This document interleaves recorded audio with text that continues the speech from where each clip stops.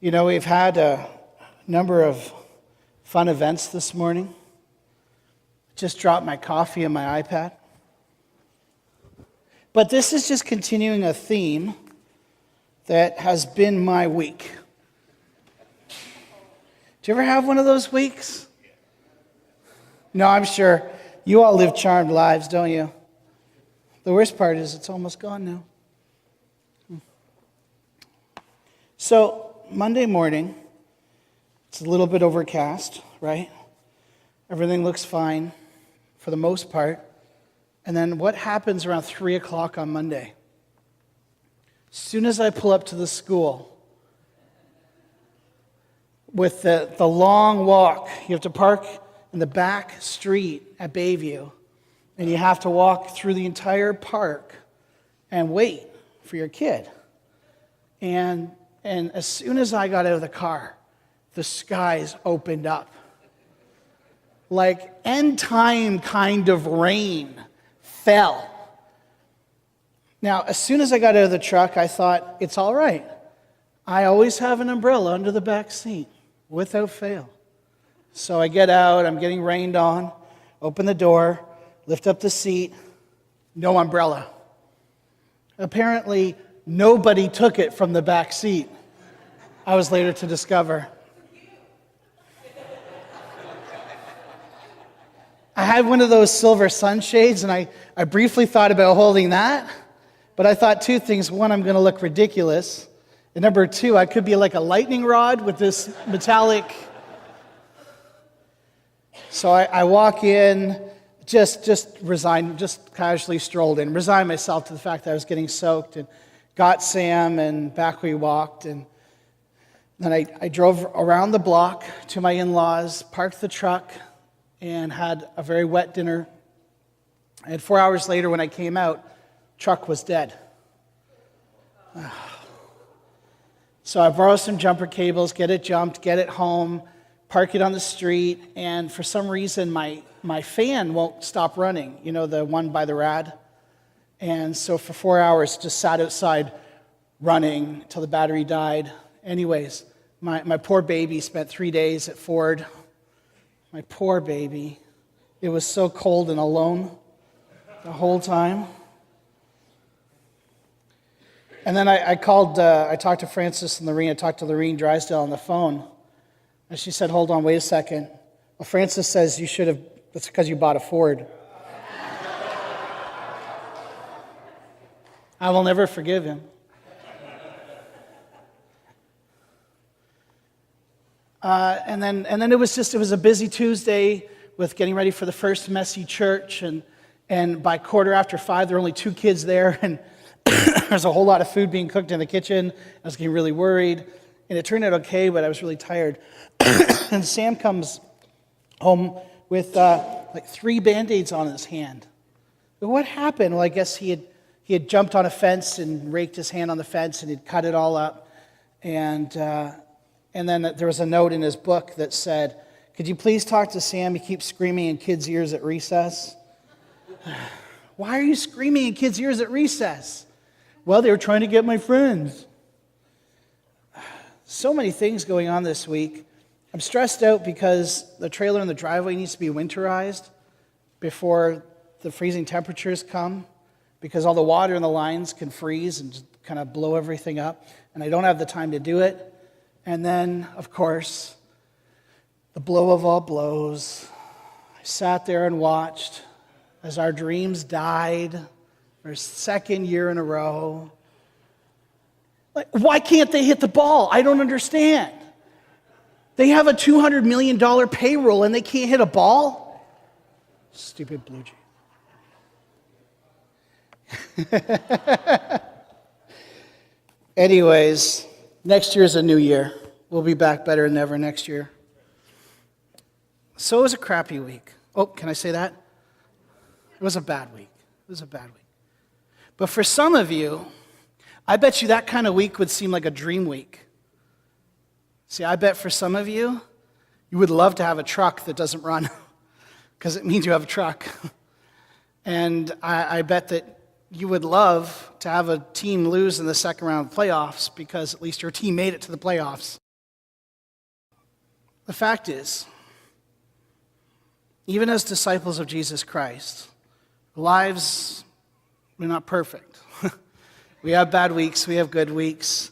Sometimes it comes like a perfect storm, and we can feel like we're being tossed around like a small boat on an ocean of obligations and duties, ambitions, and pitfalls. This week reminds me of a time when Jesus and his disciples were literally tossed about in a tiny vessel. Do you know this story? If you don't, let me share it with you. So, Jesus had been teaching. A lot of people have been following him. And he said at the end of the night, you know what? We kind of need to find some alone time. Let us go over to the other side of the lake. And leaving the crowd behind, they took him along just as he was in the boat. And there were other boats with them. A furious squall came up as they're crossing the lake.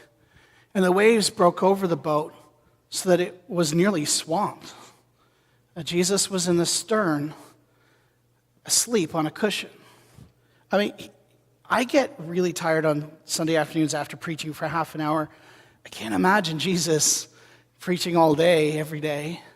So he's tired. He falls asleep on the cushion. The disciples woke him, and they said to him, "Teacher, don't you care if we drown?" This is a really honest question. I appreciate honest questions, honest statements. And I appreciate this question here. Teacher, don't you care if we drown? I mean, there they are in this little boat, the wind coming. Last night's wind, did you see that wind? It was probably something like that. And the waves crashing. And they think their lives are about to end. And here he is asleep. What's he doing asleep? Don't you care? I bet each and every one of us at some point in our walk with Christ, in the midst of a terrible week, in the midst of the storm, have stopped and said, "Don't you care, God? Look what's going on. The waves are crashing, the wind is blowing, we're about to perish, and you're asleep. Teacher, don't you care if we drown?" This reminds me of some friends of mine. I don't exactly know if they asked this question, but they were in a situation where their house was about to be lost. They were having trouble making the payments. They were worried about if they would have a place for them and their kids to live. And it seemed to them like it just wasn't going to work out.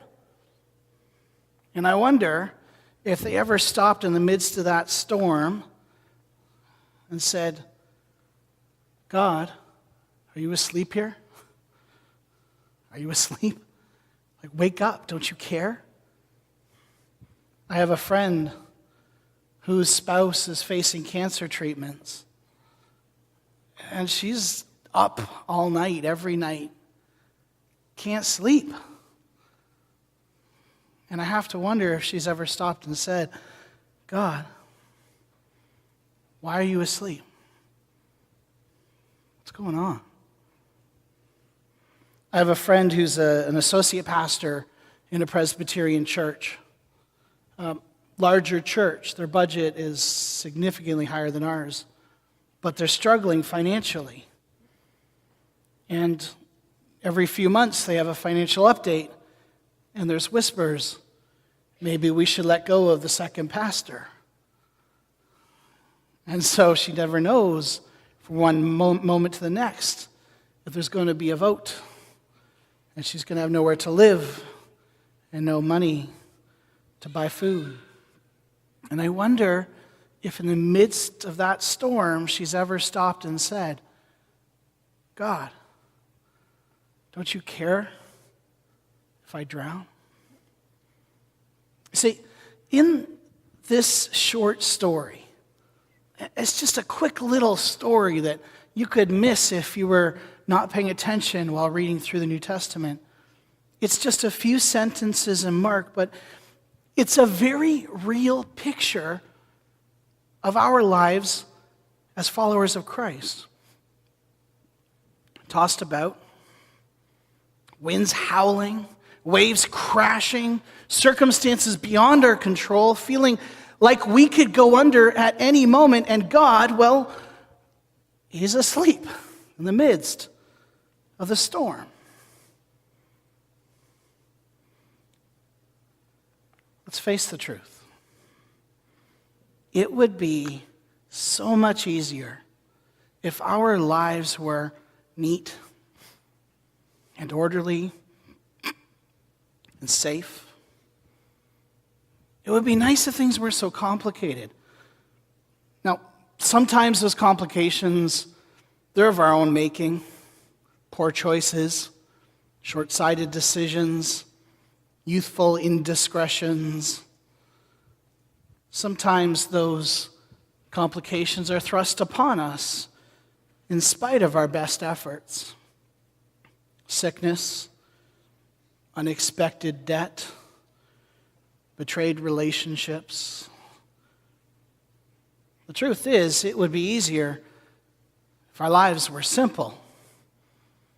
But in the midst of the chaos, there is something in life so very simple that we sometimes, actually quite often, forget all about it.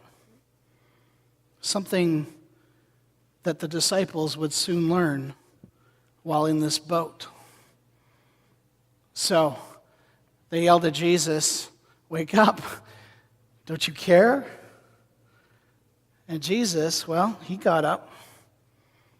He looked at the wind and the waves, and the skies and the sea, and he said, "Quiet, be still." And the wind died down. The lake was completely calm. And then he looked at his disciples and he said, "Why are you so afraid? Don't you have any faith?" Sometimes that comes off as a bit harsh, right? Like, what's your problem, guys? Look at it. Do you still have no faith? You guys have been following me for all of this time. You've seen what I can do.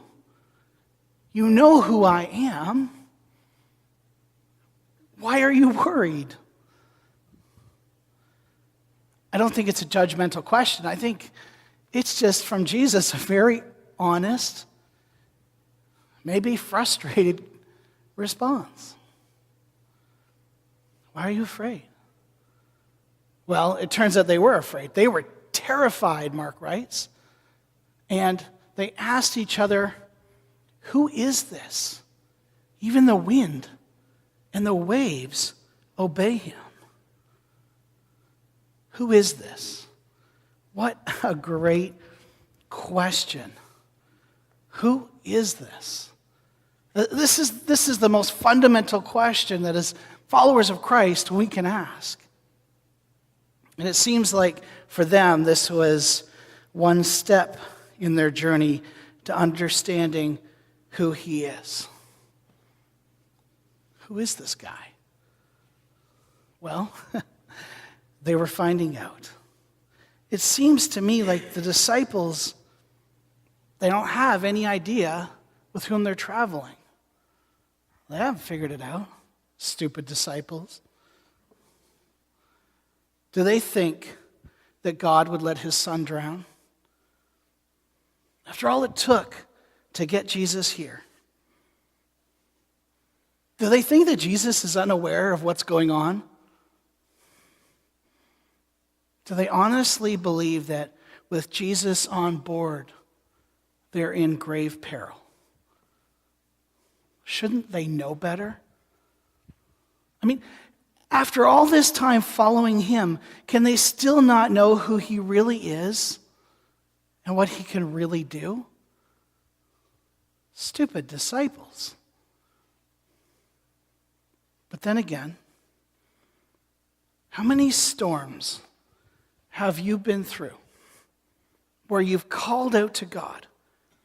Wake up, God, I'm about to drown here. I'm terrified. Like he doesn't know. How many times have you seen him enter into your life in a gigantic, powerful way, and you were almost surprised that he showed up? How many times? How many times have you watched Jesus get you through this big deal to safe ground, only to worry the next time the wind begins to pick up?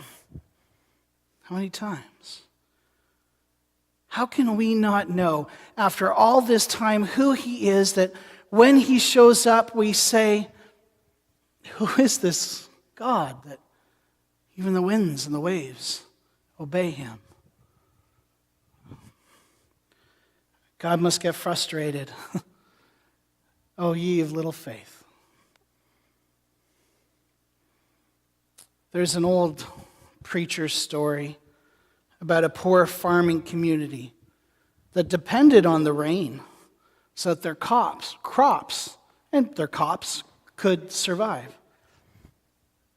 The rain this year had been late for weeks, so the people decided that it was time to get God on board. They visited the poor ailing preacher of the community at his home for advice.